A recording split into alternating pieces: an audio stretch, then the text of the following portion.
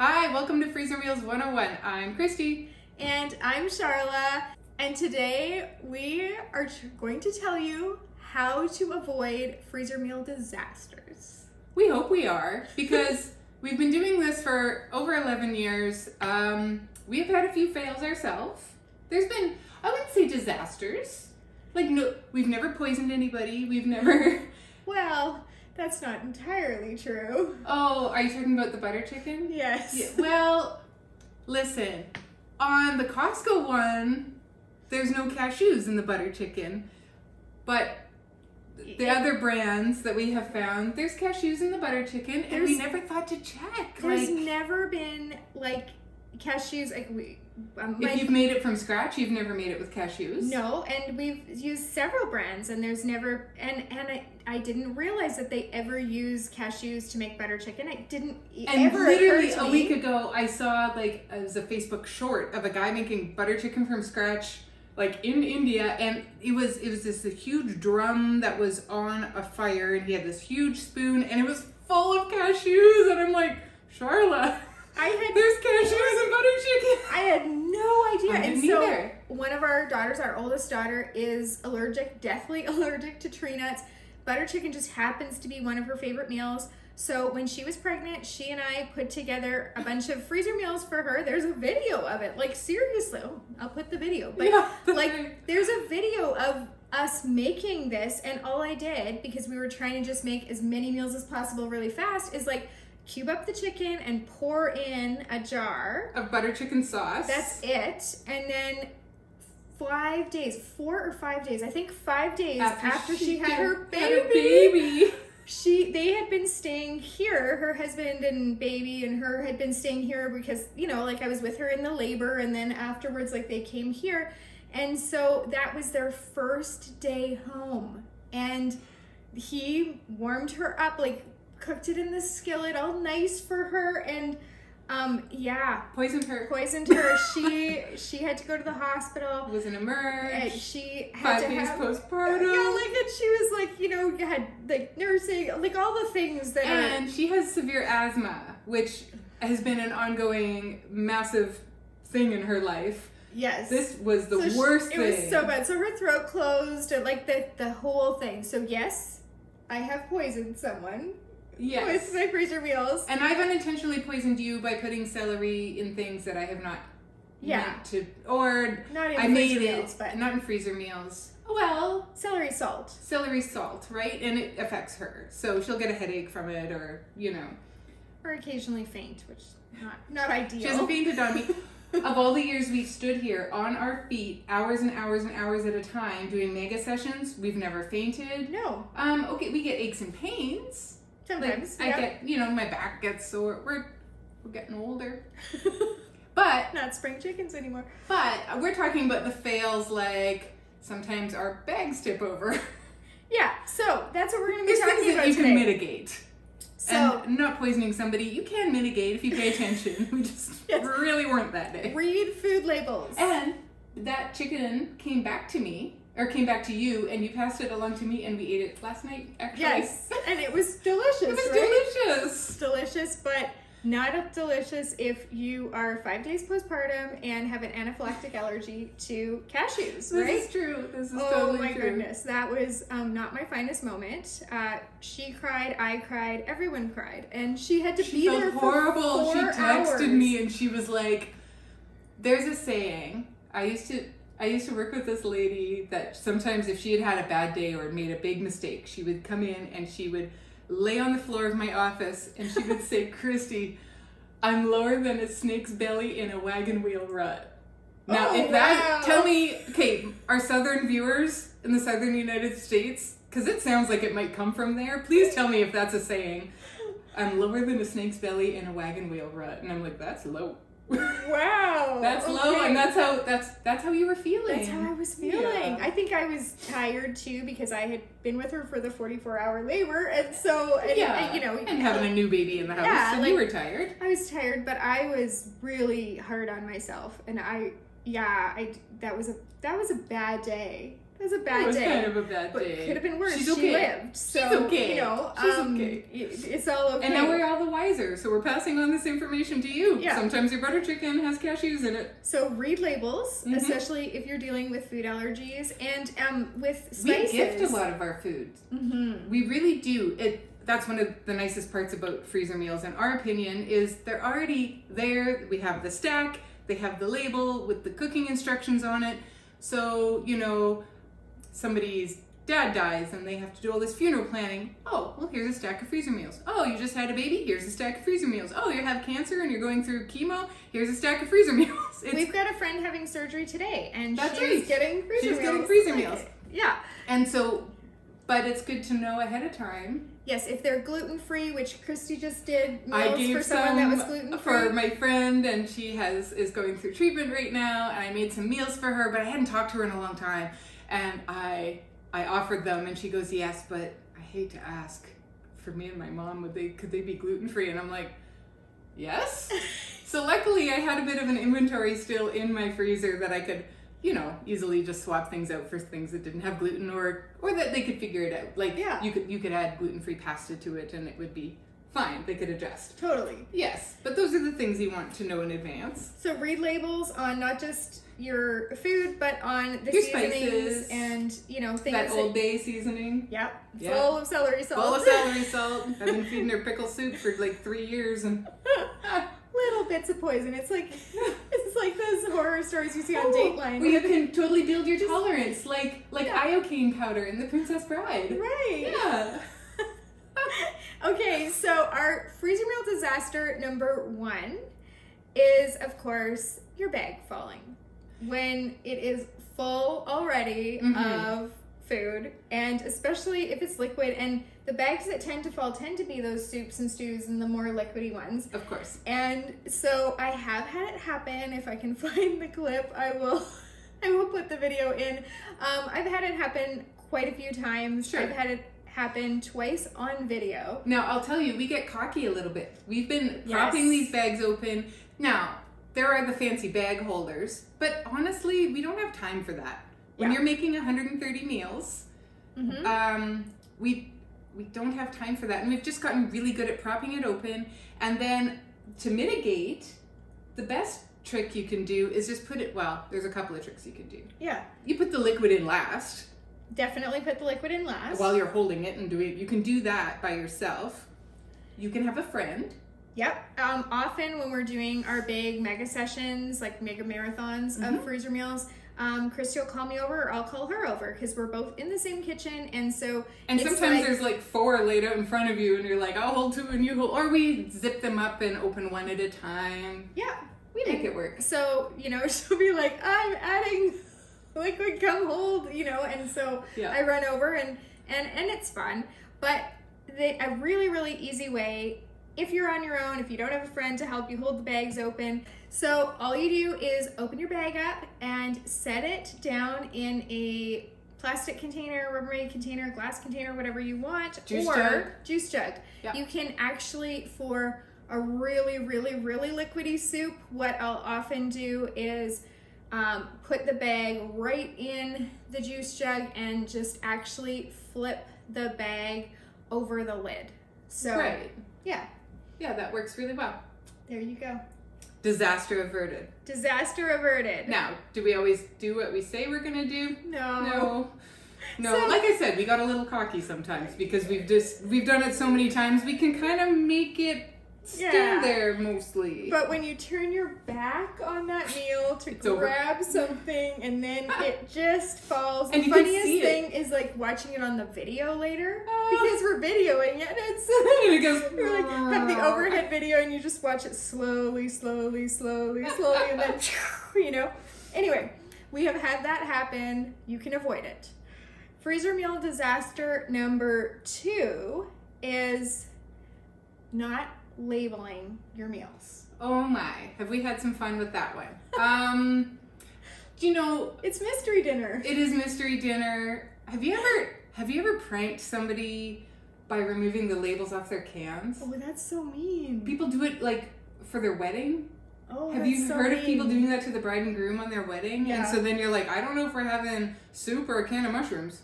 Right. You know, or is this going to be diced tomatoes or do we have a can of chili? Like, you don't know.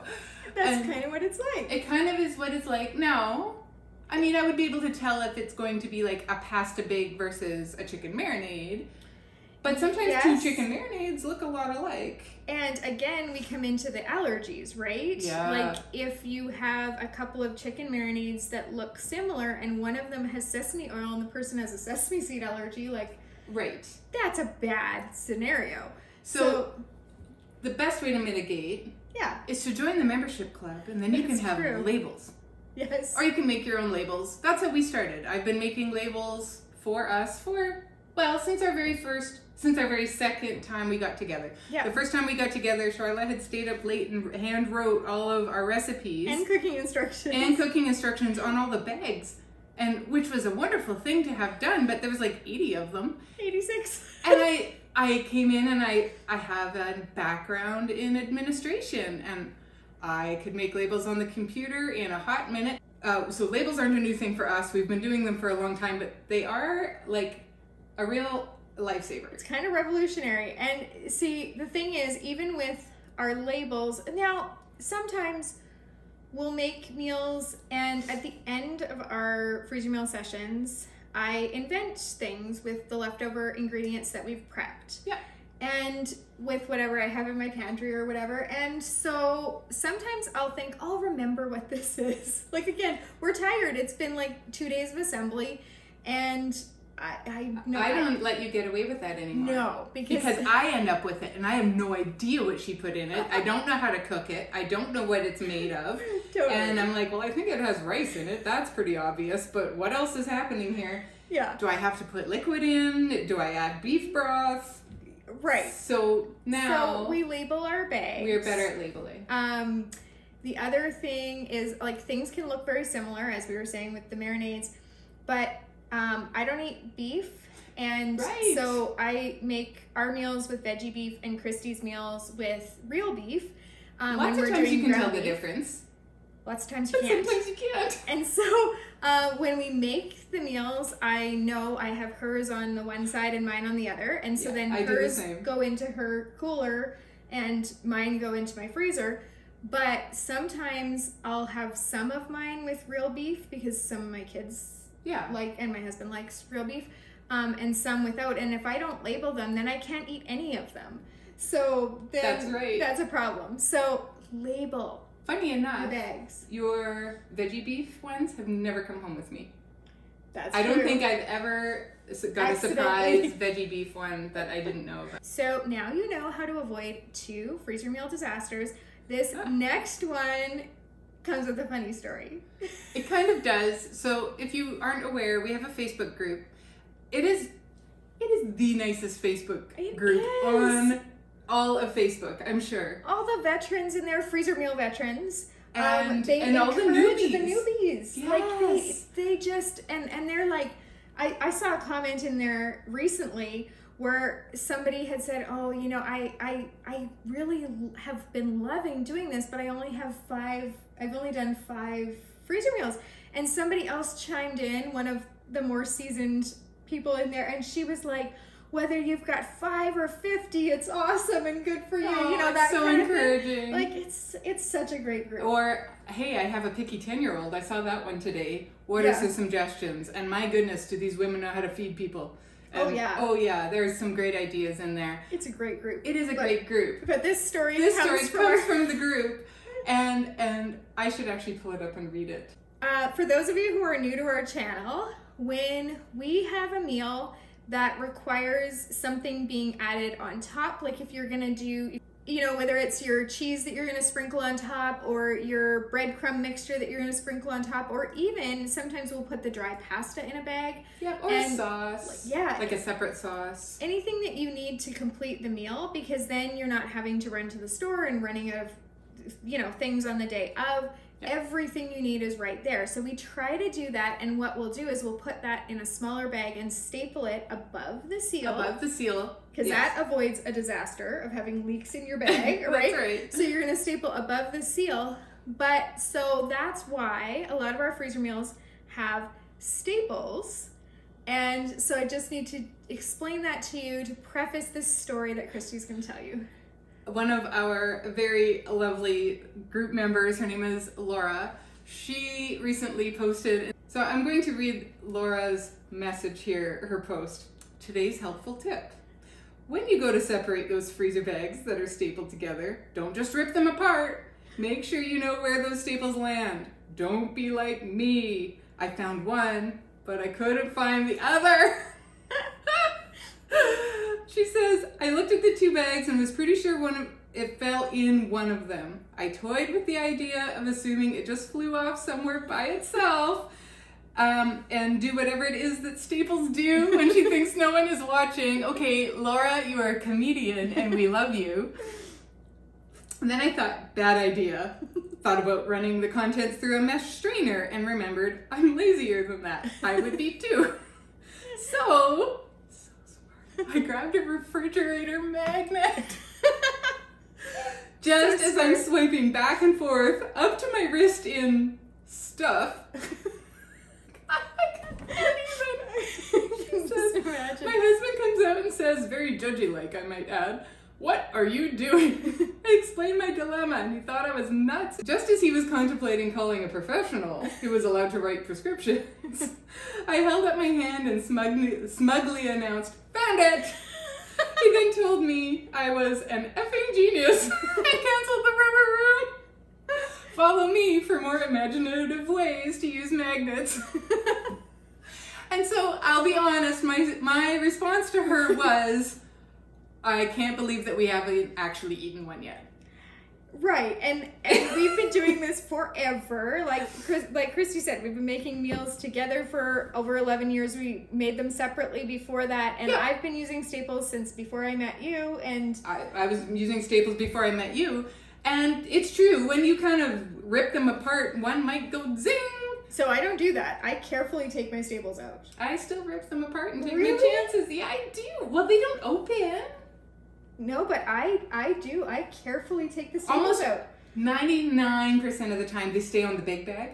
Right. Because that's where it opens on the small bag. And so they stay there and I'll pull that before I empty my big bag. But most of the time they stay on the bag. So I do take my chances. That is... Because the bag isn't open. It is very adventurous of you. The bag isn't open. I can just put it in. But like, I know it's that a the kitchen. staple's not. There's other food sometimes. Well, okay. So I back up my statement. I'm kind of surprised that I've never eaten one. And I'm not surprised I've never eaten one because I You're very careful. Carefully, meticulously take the staples out and put them right in the garbage immediately. Yes. Both of them. And sometimes we have meals that have multiple bags stapled, and so sometimes we use 3 staples. Sure, sometimes it's a procedure. So the avoiding freezer meal disasters is know where your staples are.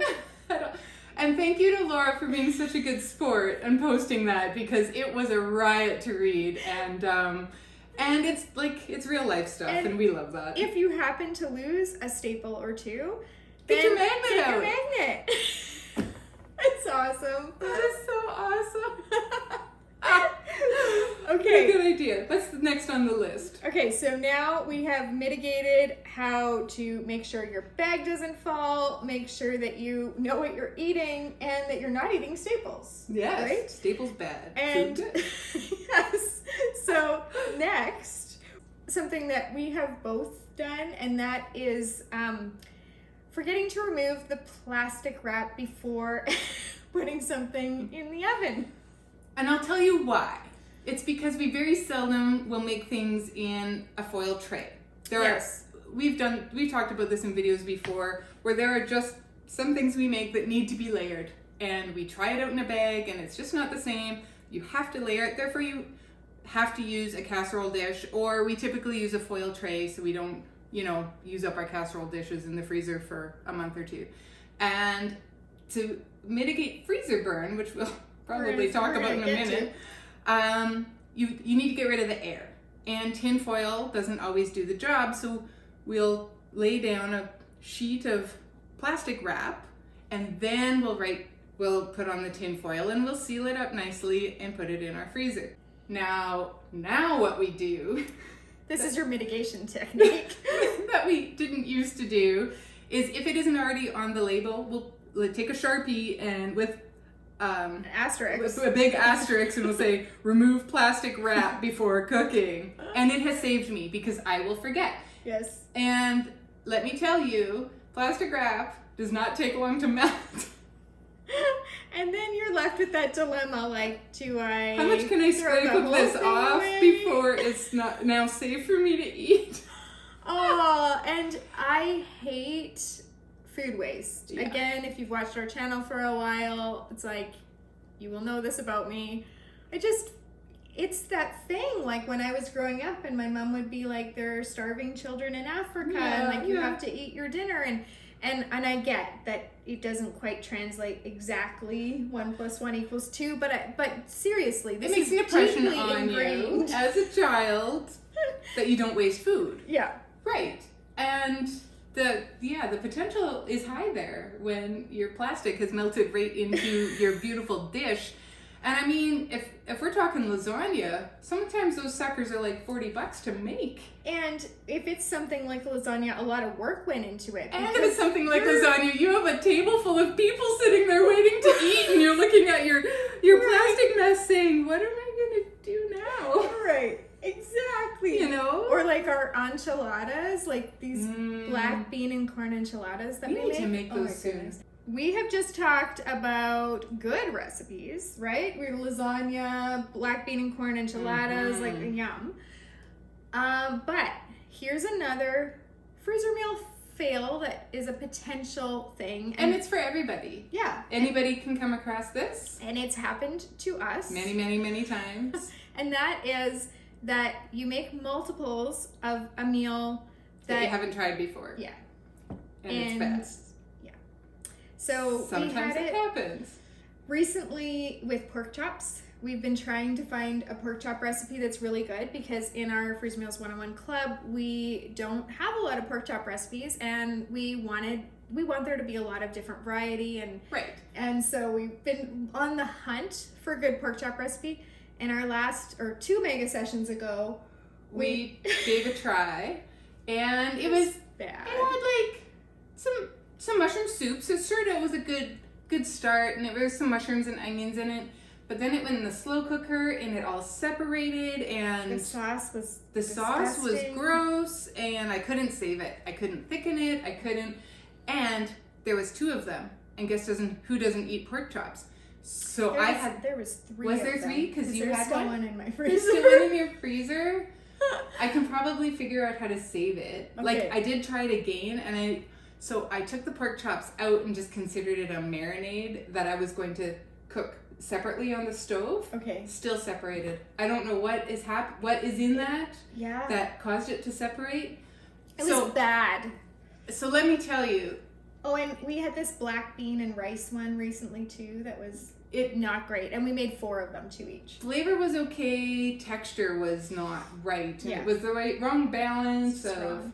And I know better than to make 4 of a new recipe. Yeah. But this time it was just like we both like sort of those Mexican Tex-Mex flavors, and it kind of had that on feel paper to it. It looked okay. It just ended up kind of being soupy in our case. I thought that I could figure it out, but now in our club, if you are in our club and if you're looking at recipes, and even on the main site. Yeah. Well, for sure in the club. On the main site, there's some that are like not my favorite. Right. But in the club, they've all been tested. They've all been freezer meal tested, that they can go in the freezer and they thaw nicely, that they cook up nicely, and that they taste good. And they have to pass both of our tests. And we're tough. Yeah. We're tough. We decide if something's good enough for the club or not. There's 4 in her house, 9 in my house. So that's a lot of different tastes to satisfy. Yeah. And we don't always satisfy all of them. But lots of times we do. Yeah. Lots of times we do. And so, yes, sometimes, and we often say this, people in our Facebook group will say, have you ever tried this? Can I make it like this? And usually my answer is, well, based on my experience, this is what I think you should do, but you might just have to try and figure it out. Test Give it a test and just make one. Right. And try it. And so that's the thing with this disaster avoidance situation. That's the mitigation. Is try it once on your own and then decide if it's good enough to be freezer meal worthy. Yes. For sure. Which brings us to our next potential fail, which is freezing things that don't freeze well. And we're going to put a link in the description below for a cheat sheet of what freezes well and what doesn't, because we have tried it all.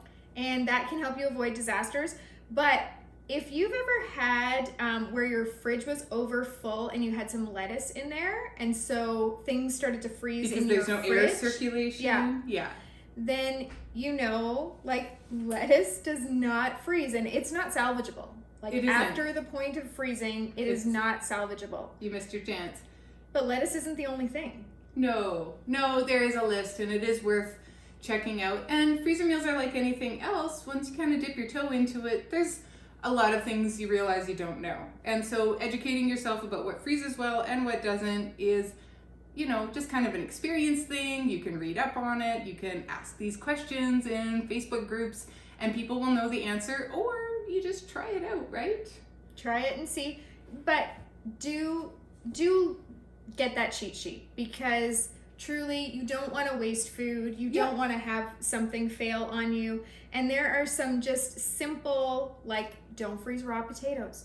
Don't freeze milk, but yes, you can freeze heavy cream. Isn't that funny? In a recipe, right? Often we'll say don't freeze mayonnaise, but we have a couple of recipes that have mayonnaise that freeze well, and we think it's because it's incorporated with other dairy products that are heavy. It's mixed into the sour cream or the cream and cheese. And it seems to be okay. So there's sometimes exceptions, but once you get doing it a little bit, you get a little bit better at it, and you won't be freezing your lettuce, I promise. Right, and your But you will freeze your cabbage. Yes, we've got a great egg roll in a bowl recipe. Whoa. Oh, it's so good. It's just got a bag of coleslaw, just put right in it. You can fry that sucker it's up. Awesome. It's so good. Like cornstarch and flour will make your your sauce roux, separate. Like if you freeze it, right? Mm-hmm. But we have a few recipes that have the cornstarch right in, and we can't explain why. So, but we've had it where we tried it and it separated, and there's nothing we could do to salvage it, and you know it happens. So that's why I'm saying the ones in the club have been tested. So if you're in the club and you're looking at that, the ginger soy salmon, and you're like, man, wait a minute, there's cornstarch. There's cornstarch in there. It works. It's okay. Don't know why. But it works. Good. So that's a good way to avoid those disasters, is to get that cheat sheet so that you know what freezes, and more importantly, what doesn't. That's true. And don't freeze your cucumbers. And are there other things on it, like questions like how long can I freeze something? Yes. That's on it as well. The cheat sheet does tell you how long. And that is the other thing that I should have talked about when we talked about labeling, is you want to put your date. Put your date on your labels, because guaranteed a year and a half later you're gonna find this suspect bag of chicken and be like, I don't know how long that's been in there. Well, we always know how long it's been in there, because I put the date on every label. But you want to know, because I will tell you, your food will last between 3 to 6 months, and we eat ours, like we do our freezer meals every 3 months. So we actually make an effort to clean them out and use them all up so that we can do a new batch. So we really do go through ours. But I know that there are still times that I'll find something that fell down in the back, and I thought, whoo boy, that's...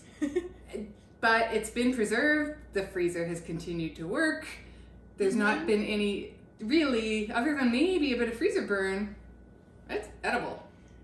Okay, so let's talk about freezer burn. Let's talk about freezer burn, because that is on the list as well. I don't know what number we're on at this point. I don't know. We've lost track, but we've mitigated a lot of freezer meal disasters or potential disasters so far, so let's just stick with it. Now we're doing freezer burn. So with freezer burn, the biggest consideration is air. Yep. You got air in there, you get freezer burn. It's just kind of A plus B equals C. So what we do is... air plus time. Yes. Because I do want to point out that sometimes if it's been in there a week and you pull it out and it's frosty, it's not freezer burn, it's just frost. there was moisture in it, or maybe your rice wasn't fully cooled. So that's how to mitigate some of that. But it takes time for freezer burn to happen. And for somebody to say, 2 weeks in and I've got freezer burn, well, no, you probably don't, unless it's just been like sitting out in the open.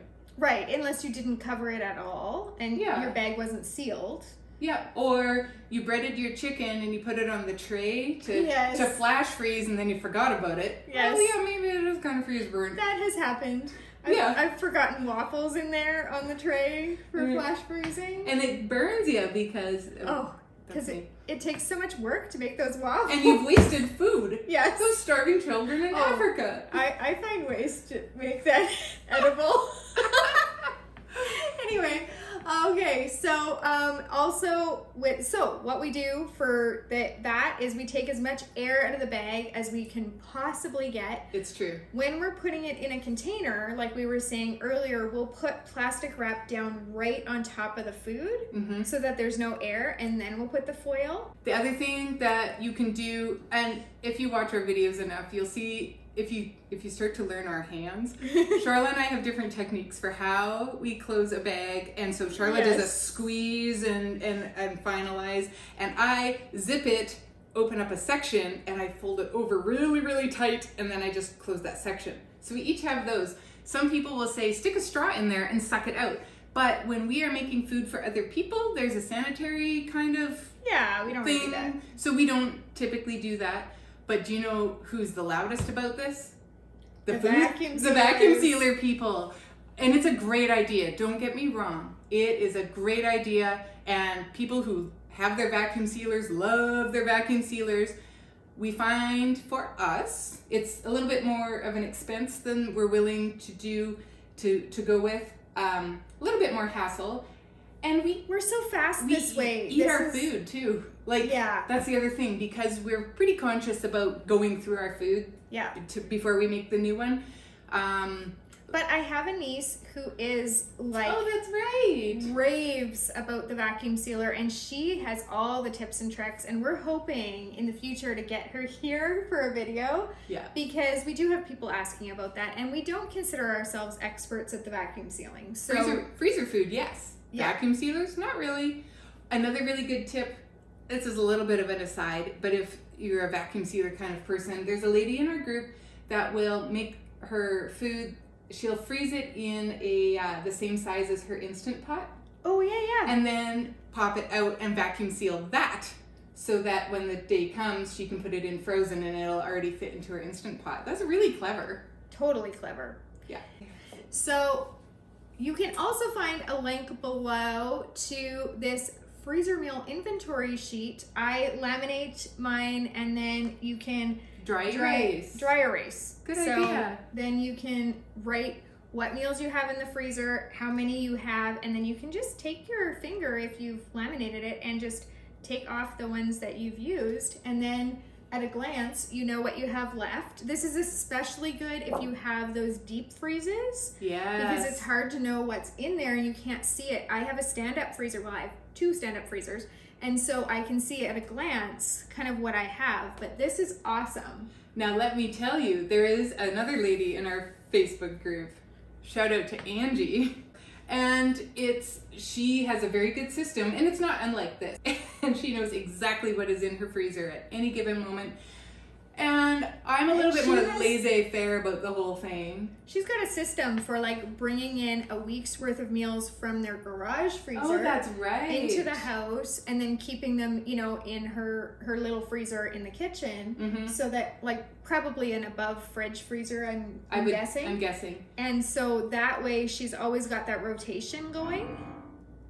And this, since I'm showing these things, this is our what freezes, what doesn't, and how to freeze it cheat sheet. Nice. So you can get yourself those. You don't have to laminate this if you don't want to, but I use it a lot, and it's in my kitchen, and it's handy to have. I was laminating anyway. I have a lifetime supply of laminating couches, and I was given a laminator. Oh, wow. So you could have laminated them for me. Maybe I did. No, I don't think I did. But we could have a laminating party if you ever need one. We could totally do that. That would have been handy for me to know when I was homeschooling.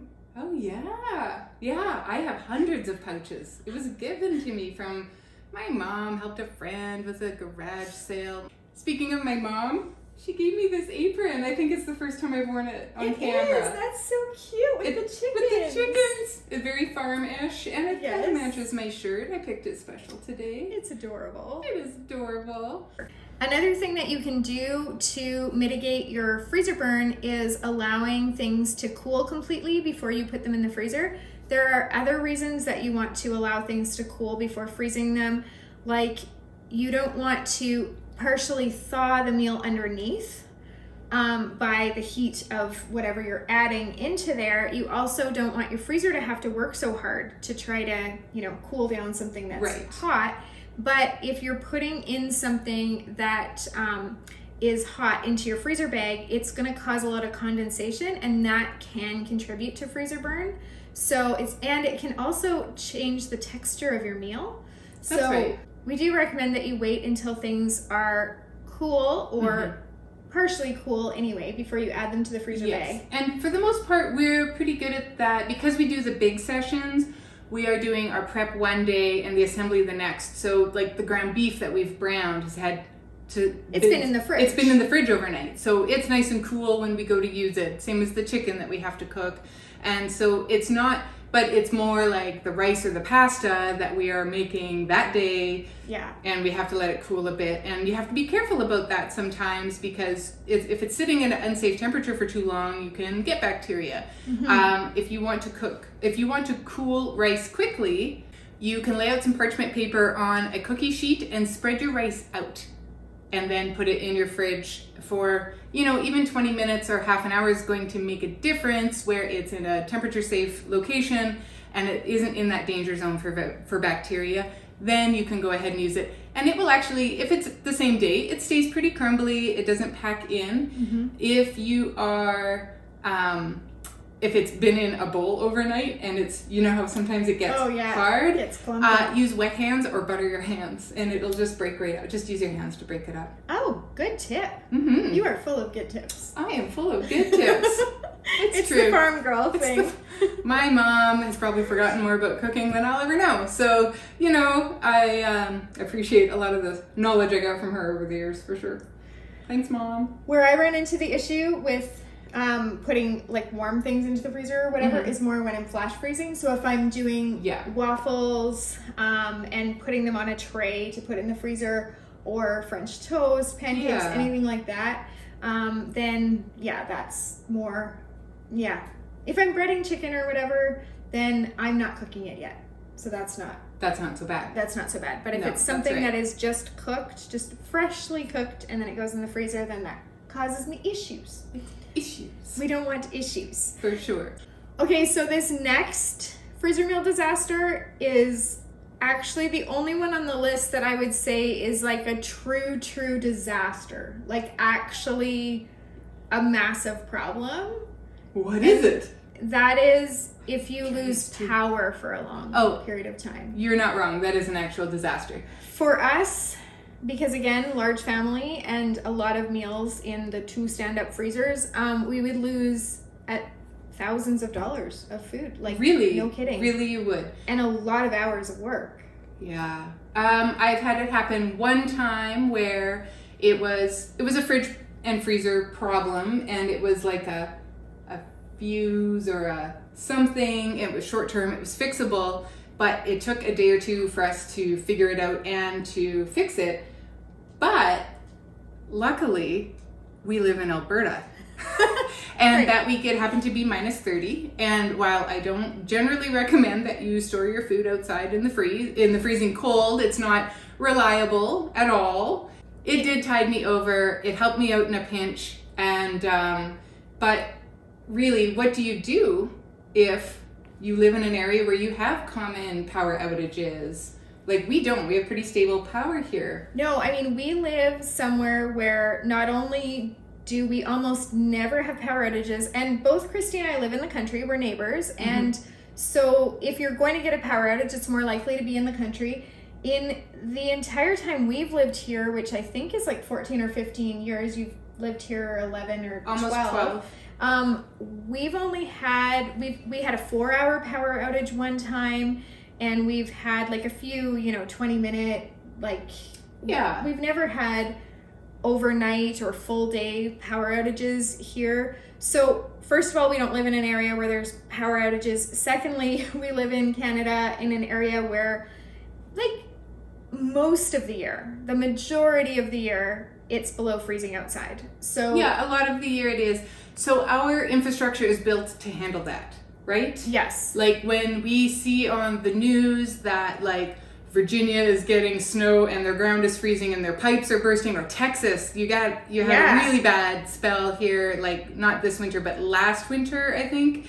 And I mean, they lost so many things from burst pipes. They lost food. They lost. Yeah, because when people died. Yes. Yes. Yes. And when you're days without power, your meals don't last. And what happens if it's in the summer in some of those places? Right, and then it really doesn't last. For us, I mean, I can just keep my freezer closed and just not open it, and it will stay really cold in there for like a couple of days. Totally an aside.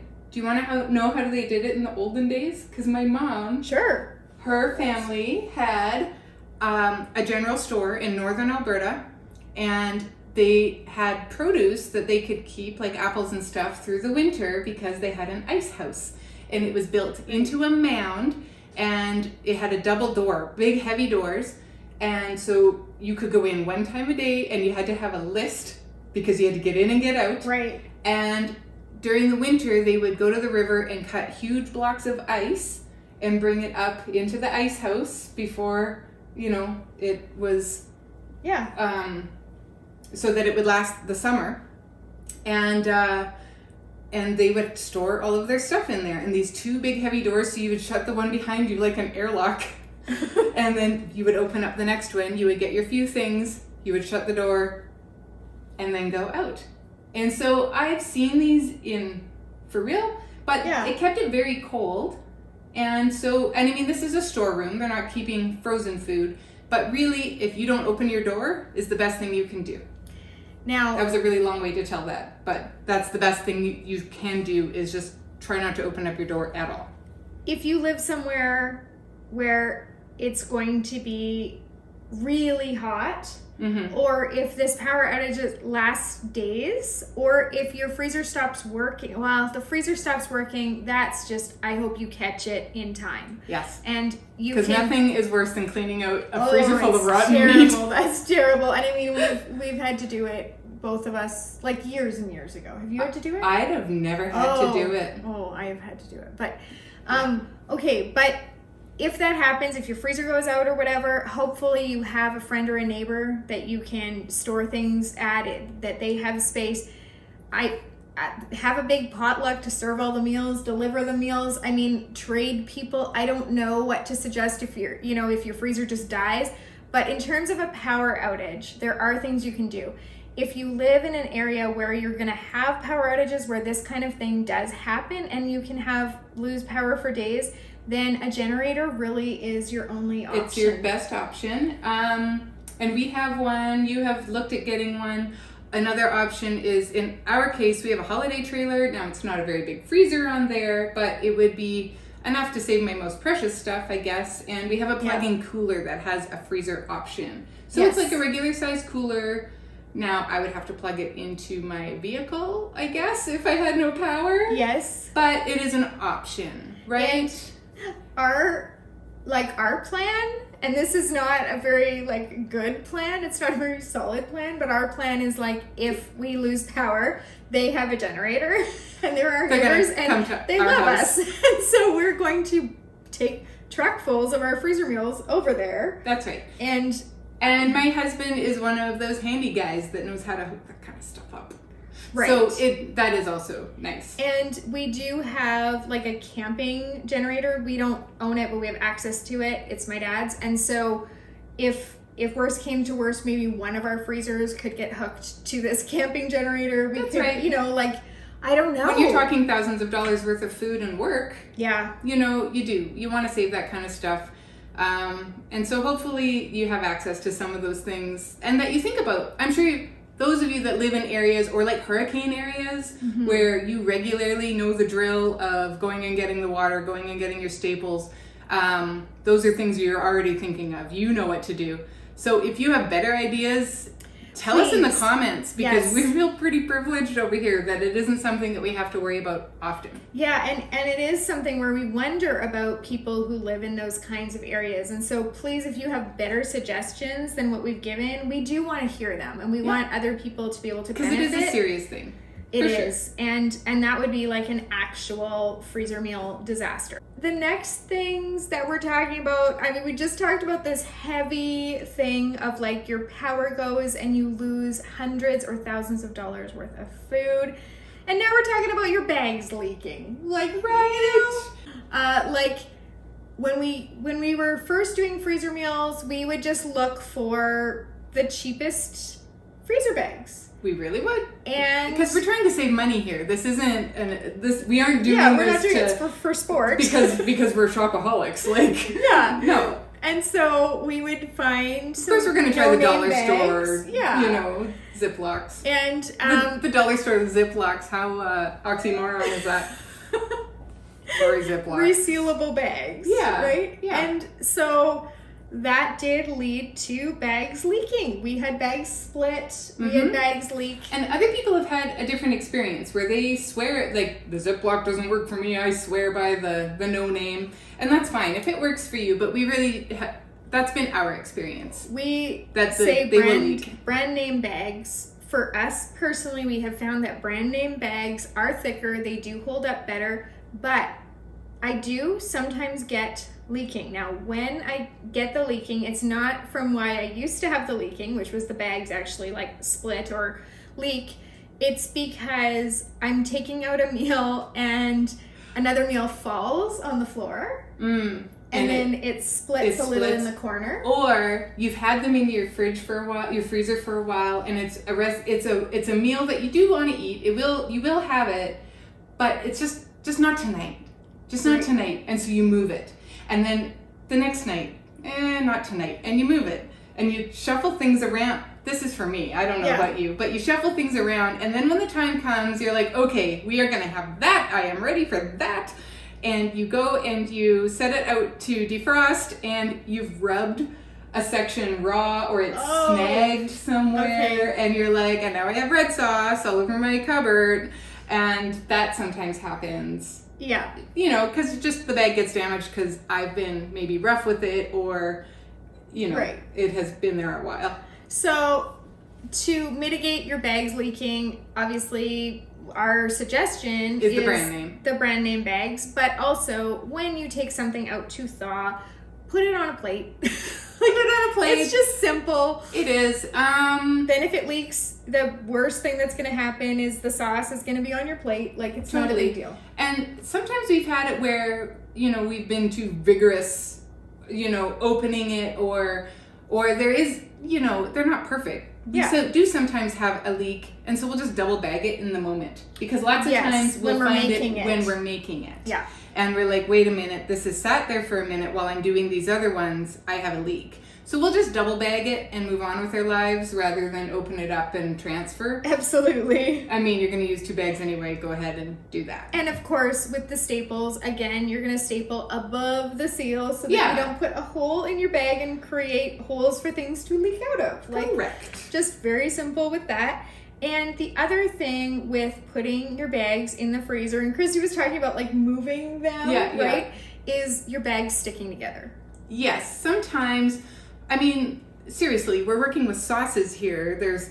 We're adding water, we're adding, tomato sauce, soy sauce, you name it. Over time, you're bound to spill once in a while, or if you're starting with something frozen and you put it in there and it has condensation on the bag, even on the outside, your bag can get moist, and you really, really, really want to dry it off before you put it in your freezer. That is the key for them to not stick together. People who are new at freezer meals will complain sometimes about, my bags always stick together in the freezer. Yeah. What do you do to stop that? Some people put parchment paper in between, or wax paper, or paper towel, or newspaper. No. Cardboard, yeah. Dry them. Dry your bags if they are wet. Now, again, we've been doing this a long time, so I think we know. We just know. You just dry your bags, and we do have spills once in a while, and if you don't dry it all the way, it will stick. And it's kind of a practice thing too. I don't think we spill as much as we used to. No, that's true. We've gotten better at it. And then the other thing with your bags in your freezer is if you have those racks in your freezer that like the kind of wire racks, your bags when they first go in, especially if it's like a soup or a chicken marinade or a salmon marinade where like it's very saucy, right?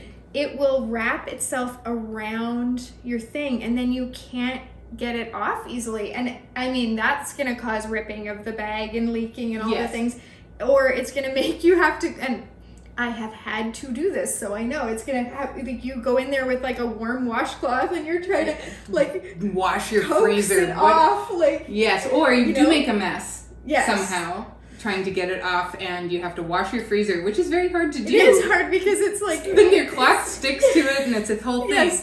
Yes. You have the glass in your freezer, but I have the wire racks in mine. And I had wire racks in my old stand-up. Old.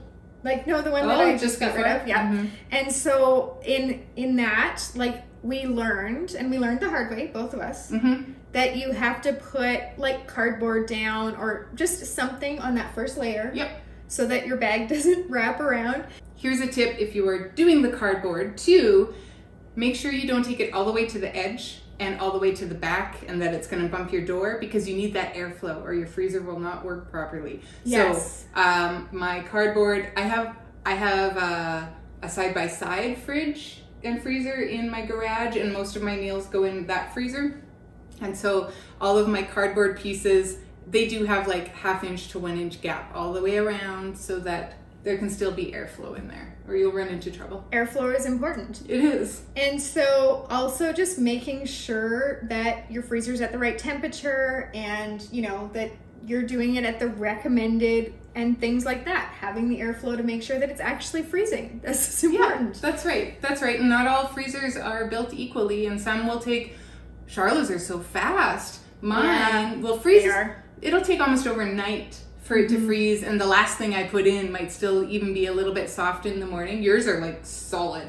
Yes, yours is very good. My freezers are great. And when I got this next freezer to replace the one that I had, that was, it was like I had ice buildup like that high, and I couldn't fit anything in it, and it was time. But I had it forever. But when I got a freezer to replace that, it was the same one that I have in my kitchen. Because I know Charlotte has a big family, so she has the side-by-side fridge and freezer, but it's a full fridge and a full freezer, right? When you have big families, you do that. Yeah. So she has a second freezer that's the same. It's smart. It's a good freezer. It's a great really freezer, and we knew we didn't have to shop around. And we do this for a living, right? So it's important for us. And even before we really did this for a living, it was important for us to have good freezers. Yes. So I have the upright, and I have an upright, and I have a chest, and then I have a kitchen fridge that has a freezer. So I have lots of freezer space. A lot of freezers. So that's why you're going to come to my house if we have a big power outage. That's right, because I actually know that she has freezer space, because there was a neighbor who was giving away their chest freezer. No, we paid a whole case of beer for it. Oh, they paid a whole case of beer. We paid a case of beer for it, but it's the size of your island. But it's she asked me, like, should we get this? And I was like, yeah, for both of us, like, in case and so there have been a few times. There have been a few times that I've had to host some of your freezer items. Sometimes we look for sales on things, right? Because we know we make. Oh yeah, she'll show up at my house and I'm like, chicken drumsticks, frozen chicken drumsticks were on sale. Can you hold on to these? They were like 2 for 1. Yes, I know. It was such a good deal. And so of course we're gonna capitalize on that. So but my freezers were full of freezer meals.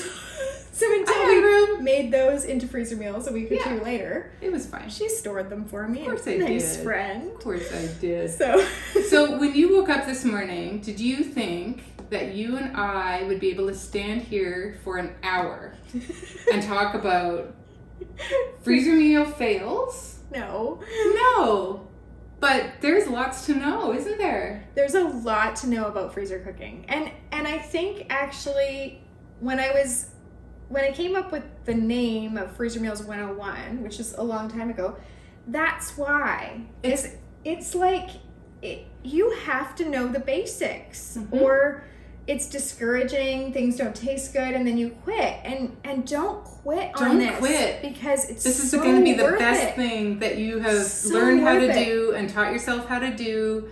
And it's by watching people like us, checking out blogs, being in a group like ours on Facebook. It's in the description below. Come and check us out, because you can ask those questions, and like any other group where you're learning things, there'll be 1,000 people in there to tell you, well, this is how you do it.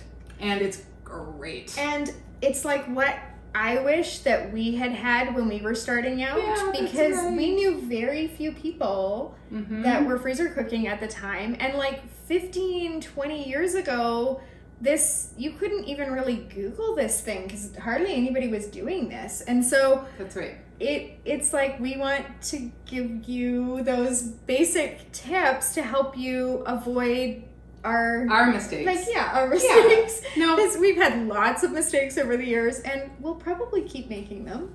We're only human.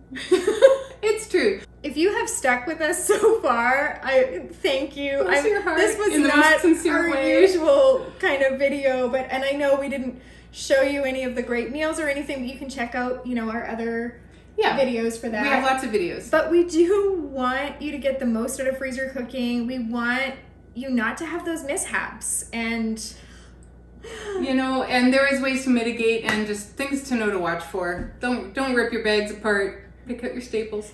So just Thanks, for Laura. fun. Thanks, Laura.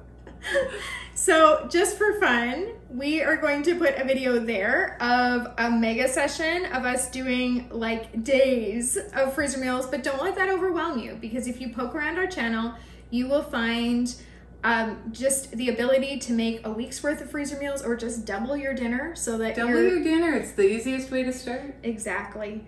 That's right. Thank you so much for joining us today. We hope you learned a lot. We hope you had a little bit of fun. Laura almost made me pee my pants, and I'm gonna have to go do that now. And please, in the comments, tell us your freezer meal disaster. And tell us how you save your stuff when you have a weather disaster or a natural disaster. We are literally curious. Totally. It's true. It's true. It's true. Okay, we will see you next time. Bye.